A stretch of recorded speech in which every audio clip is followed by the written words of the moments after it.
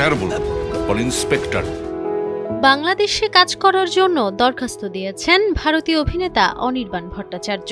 দীর্ঘদিন ধরে তিনি অভিনয় থেকে দূরে ছিলেন। জানা যায়, স্পষ্টবাদিতা এবং সবকিছুতে সরব থাকার কারণে বিভিন্ন বিষয়ে আলোচনায় ছিলেন তিনি, যার জন্য অফিস পলিটিক্সের শিকার হয়ে দীর্ঘ সময় তাকে কেউ সিনেমায় ডাকেনি।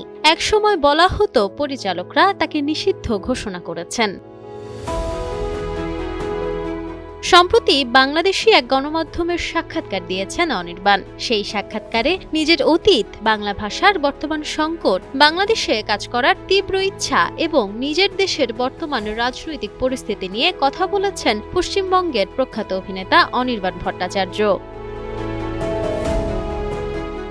বাংলাদেশের শিল্পীদের কাজের ভূয়সী প্রশংসাও করেছেন অনির্বাণ। চঞ্চল চৌধুরী, মোশাররফ করিম এবং জয়া আহসানের মতো অভিনেতাদের কাজের গুণমুগ্ধ অনুরাগী তিনি। অনির্বাণ জানান, বাংলাদেশের জুলাই অভ্যুত্থানের ঠিক আগেই তিনি এদেশ থেকে একটি কাজের প্রস্তাব পেয়েছিলেন। এখানে কাজ করার জন্য তার প্রবল আগ্রহ রয়েছে। বিশেষ করে তরুণ নির্মাতা নুহাস হুমায়ুন এবং অভিনেত্রী নিপুণের সঙ্গে কাজ করার ইচ্ছা প্রকাশ করেছেন এই অভিনেতা।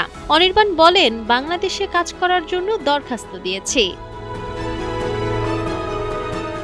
Nafisa Noyal, Times today.